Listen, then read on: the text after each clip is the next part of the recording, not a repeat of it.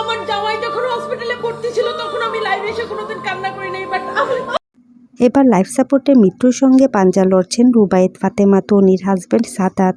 তো ভিউয়ার্স, বিস্তারিত জানতে হলে পুরো ভিডিওটির সঙ্গেই থাকুন।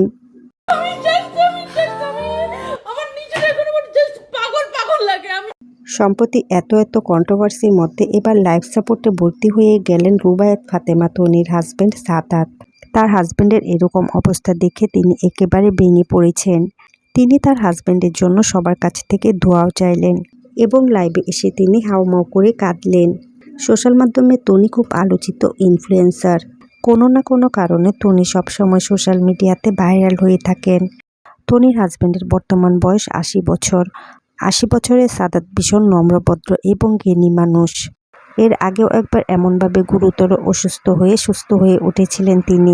তার হাজব্যান্ড লাইফ সাপোর্টে ভর্তি আছেন, একথা তনি জানিয়েছেন তার ভেরিফাইড ফেসবুক পেজের একটি ক্যাপশনের মাধ্যমে।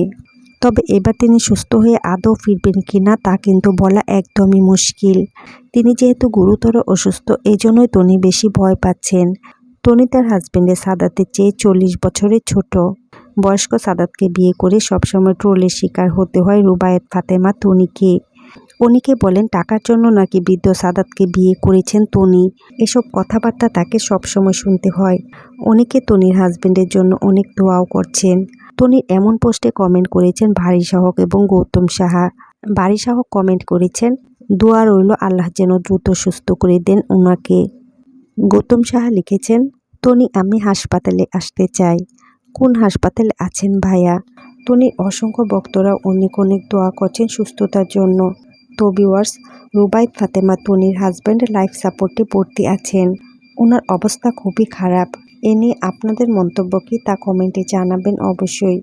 আর বিনোদন জগতের এমন লেটেস্ট আপডেট পেতে আমাদের চ্যানেলটিকে সাবস্ক্রাইব করে আমাদের সঙ্গে থাকুন। জানেন আমি খাই না, আমি ঘুমাই না, আমি সারাদিনে কিচ্ছু খাই না, আমি এত পরিশ্রম করতে